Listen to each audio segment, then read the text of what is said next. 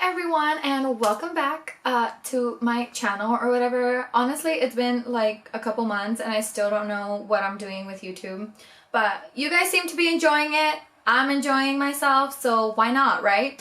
Anywho, this is the third installment of the Spoooktober series where I get to talk about things that actually frighten me. And yeah, kind of shed some light and, address my own fears and hopefully, liberate myself of them and liberate the people as well. So, y'all know I'm not selfish with what I know. I always just turn around and throw it back out there. So, a big impending fear of mine was the rapture, the apocalypse. I was like, it seems like the world that we live in can't get any worse. You know what I mean? Like, there's a lot going on. So I was like, I really feel like the world is ending. And I was almost scared to ask, because the Akashic Records give such direct answers that I was like, what if they say yes? Like, what am I supposed to do with that information? Yeah, so that was definitely a big fear. But anyway, if you don't know a whole lot about what the Akashic Records are, I will put a brief little description and like a link to my blog where I introduce them and my own journey with them, so you guys know. And yeah, so I basically channeled the Akashic Records as I typically do with the intention like, hey, I'm gonna publish this information, so only give me what is safe for me to publish, because my Gemini ask is not gonna keep a secret. Like, that is just not what's gonna happen here. So thankfully the Akashic Records are very gracious and very generous. So without further ado, I'm going to read from my notes that I transferred to email because I'm a millennial and it just makes my life easier. So let's talk about the apocalypse. Okay, so the first question I asked was, is the apocalypse really upon us? If so, when? Why am I so chaotic that I would literally ask for a date? I don't know, but I did. All right. If by apocalypse you mean the end of the world as referenced in many Bibles, then no, it is not upon you, nor will it ever be. Though all religions have some truth to them, none have the absolute truth. The universe as a whole ends and begins again as all of life begins and ends. Universes are constantly expanding and contracting into oblivion, as yours will one day do so as well. As far as a rapture and judgment day, there is none. Or more accurately, every day is a judgment day. It is every day that the possibility of death lingers around the living being, and so every day is a day to live as perfectly as if it were your last. To answer the when question, we will find saying very soon as the vague answer that will suffice. To publish an exact date would be to cause frenzy and undue panic. Therefore, it is sufficient to say very soon, as time does not exist, nor is perceived the same way across different planes and life forms. To us, 100 years is your 1 minute of a day. To purposely maintain a level-headed discourse, we will say soon as an appropriate and neutral answer. That was a really polite way of them basically declining to answer the when part of the question, which I appreciated, and hopefully you do too. Question number 2, is it true the apocalypse will happen in fire? No, it is not true that the world will end in fire, as it did not end in water the first time either. Both are a result of culturally specific mythology and geographic specific natural disasters. The world will end because the living beings within it will cease to need it. The sun will contract and stop burning when the light of the light beings within human suits shines greater, thus eradicating the need for the concentration of light known as the sun. We are, of course, referring to the process of rational immunization. As every being becomes increasingly enlightened, your race will evolve into less flesh and more concentrated light. You will evolve closer to what you were before you ever came to this earth, thus eliminating the need for earth at all. You can simply return to the place of rationals where all is pure, perfect, and clean. This process has already begun, and many living beings are attuning themselves to the speedier, higher vibration of earth as a whole. All is according to plan. Shook. So when I asked, what are some misconceptions about the apocalypse that we can clear up now? There is no judgment day, and there will be no dramatic punishment or rapture, as you've called it. The apocalypse is a process of enlightenment, not destruction. It is an act of love, not violence or retribution. This is imaginary. The apocalypse is a process of enlightenment, not destruction. I love that. That's something to ponder. Is the world really going to end? If so, what does our next incarnation look like? Me, not being a skeptic, but like low-key being a skeptic. I was like, is it really going to end though? Because you just told me it wasn't. So here is the Akashic Response. Of course your world will end. Many have existed before it, imploded, and new ones have begun in its place. Yours is no different. What is different is that your race regresses as you further in age. We will give the following example that practitioner herself has used in the past. Your Aztec ancestors, who made live human sacrifices to their gods, held human life more sacred than the average modern human being. As your technology advances, it seems your bodies deteriorate and grow weaker. Your systems of healthcare further decompose the body because they act in the absence of natural law in holistic healing medicines. Contrary to your modern science, your ancestors were actually much more durable than the bodies you currently occupy. In the next incarnation, you will be a community-based existence of elevated beings in which children will be born clairvoyant and raised by collective groups rather than individuals. The world will be given to women, and all genders shall prosper in environments of equal opportunity. That world will not manifest on Earth. Earth need no human creatures. This world will manifest on a new planet, one collectively decided upon by the souls which will choose to occupy it. Wow. Yeah, so that the records were referencing a conversation I had previously had with like a friend or something, where I said, you know, video games and the internet, you know, it makes us so hard to impress as human beings, you know, in you know, the visibility of everything we do, of everything we say, kind of keeps us on our toes, and cancel culture and all these things. You have to like levitate for people to believe that you're some sort of psychic, and that's basically what I was saying. And what I was saying was, with all this technology, we're so desensitized to violence that we don't hold human life, human bodies as sacred as our ancestors did. You know, my ancestors specifically sacrificed live human bodies to their gods, but even then they held that practice, they held that human life with more sanctity than we do. I mean, we're so desensitized to watching people be brutalized and murdered.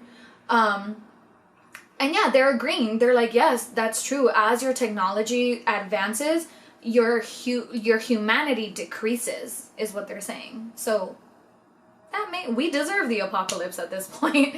Yeah. Anyway, let's move on.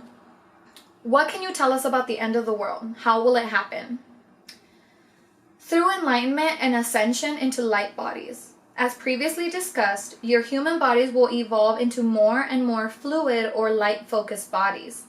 Appetites will cease to exist, and so you will no longer need to eat to sustain your own life.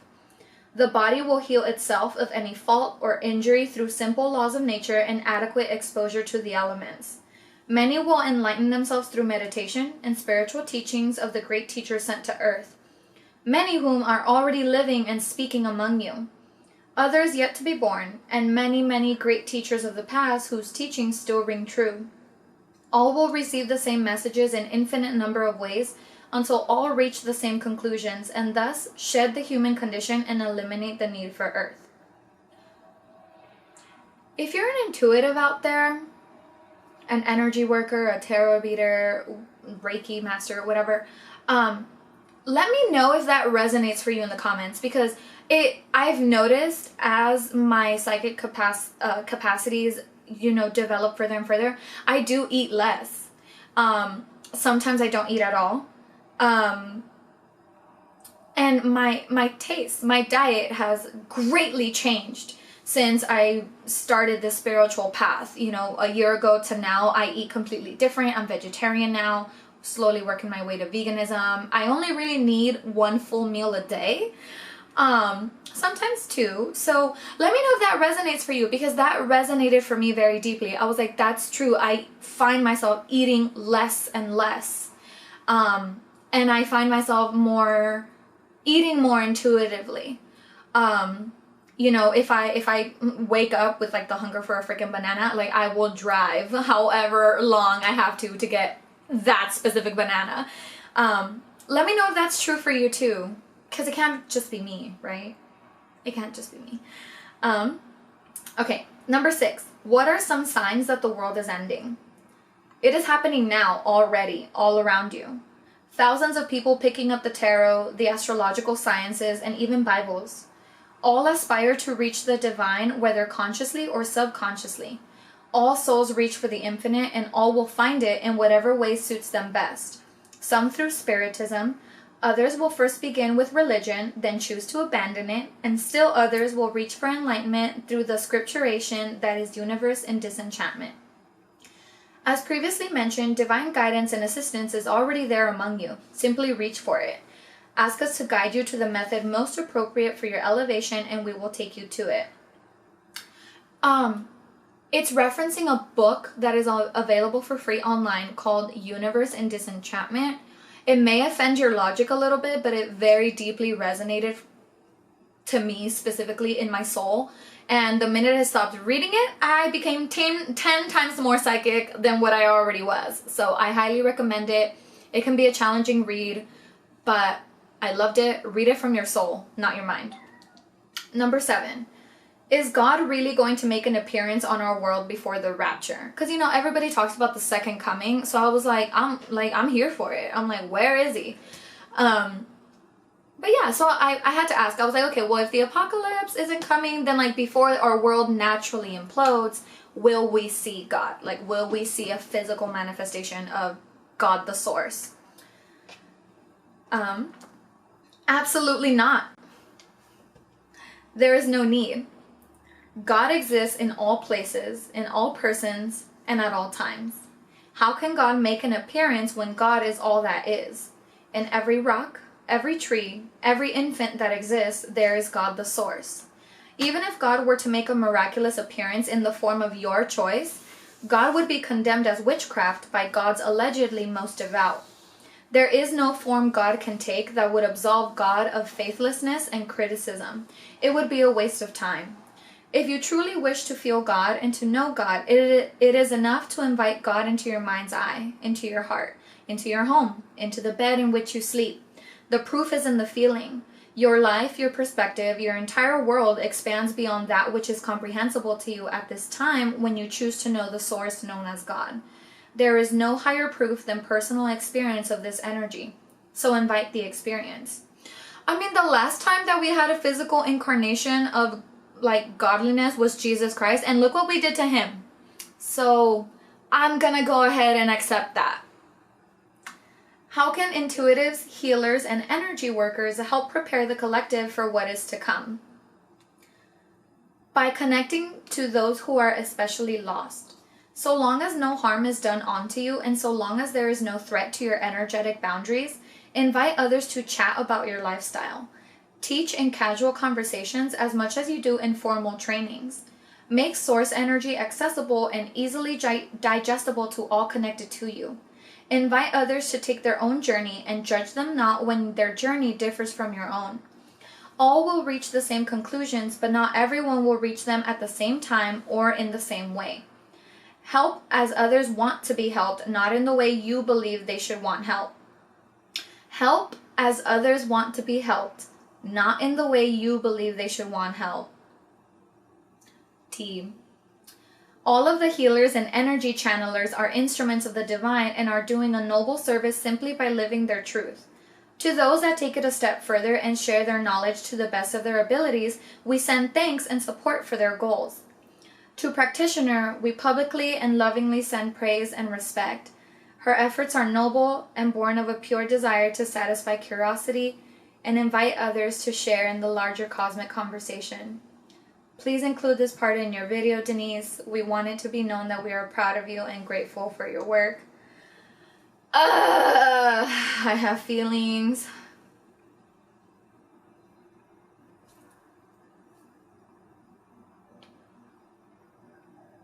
All right. I needed to sit in that for a minute because that was really touching and important to me, and I channeled this like a month ago, so now that I'm rereading it and I feel that energy coming back, I'm like, thanks. Okay. Final words of guidance on the apocalypse.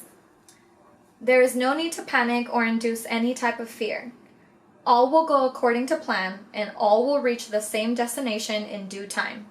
For now, prepare yourselves by asking the right questions. Are your current socioeconomic institutions really the best you can do for yourselves? Are your educational and religious systems really the best suited for your emotional and spiritual needs? Think, feel, and act for yourselves.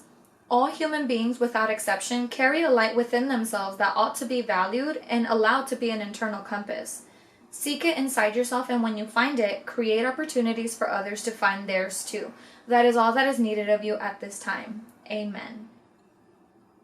Ta-da! Amen. So I guess the world is ending, definitely, but not in the way, I guess, certain religions teach it. My religion taught it. So, I don't know. That resonates for me. I can believe that, you know, we outgrow our physical environment, and, you know, our souls are so big that it's okay. We don't lament it. We don't mourn it or grieve it. We just yeet to another planet or something, or wherever we are in the universe. So that definitely resonated for me. I hope it resonated for you. I hope you guys, you know, can sit there and meditate on, you know, the information given here. Sorry I got emotional in the middle there, but, you know, it's just nice to hear that from the Akashic Records. So yeah, like, comment, subscribe, book me, either for a reading, your own Akashic session, you know, if you want to look into past lives and shit like that, an Akashic session. I teach tarot. If you are one of those souls that sincerely feels a call or is curious about tarot, take my class. Like, you know, don't be like me and, you know, scare yourself to death thinking that you're possessed and you're gonna go to hell. Don't do that. You know, either learn by yourself and, you know, take the appropriate preventative measures, or, you know, just take my class. But yeah, book me, share this, and I hope you guys, more than anything, I hope that this is inspiring deeper conversations outside of the internet. Like, if you have them on the internet, on social media and Twitter, great. But I also hope that you're having these conversations with yourself when no one is looking. And as well as in your homes, you know, with roommates, your classmates, your parents even. But yeah, that's it. That's my only intention. So you guys take care. My name is Denise. I am the Avatar, also known as Sugar and Spice. And yeah. That's it. Bye.